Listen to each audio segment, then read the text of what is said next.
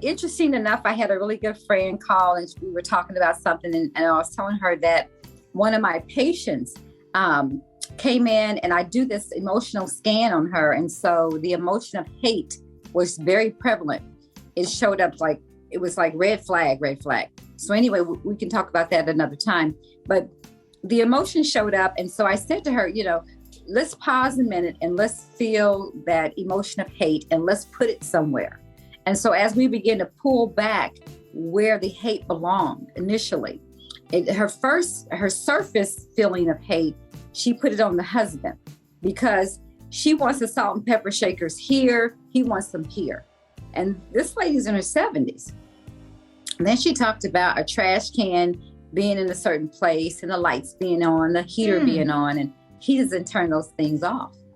And so, and then he has a wad of trash someplace. And so I said to her, could you change your perception? Going back to the cross, because I feel like everything's about the cross for me post-divorce. It's got to be. To stay grounded, it's got to be about the cross. So the guy's perception of seeing Jesus in his glory, well, he's a thief. He's being hung on a cross. But he's like, let me change my perception. I can actually make it. So I said to her, let's change your perception.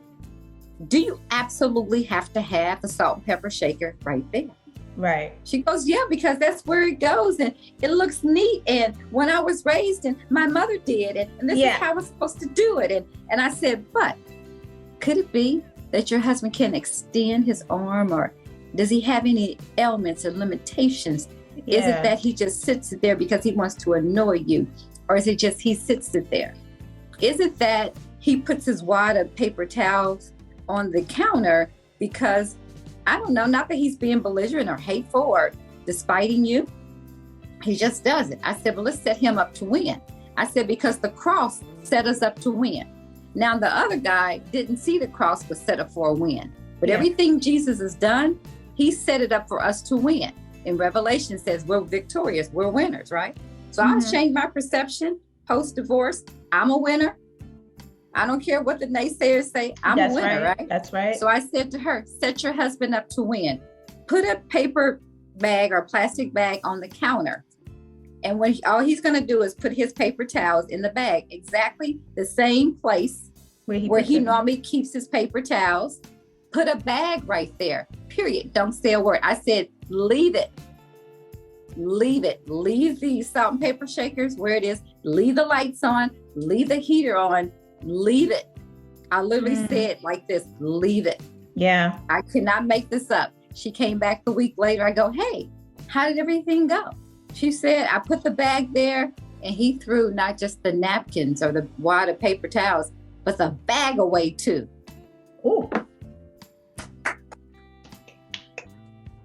And just like that, progress. And that's how it works. This thing has to turn. This has to turn. It has to turn. The thing of it is we must leave it. And once I learned to leave it, and it could be this long of things. It doesn't matter what we're leaving. Leave it. Yeah. Leave it.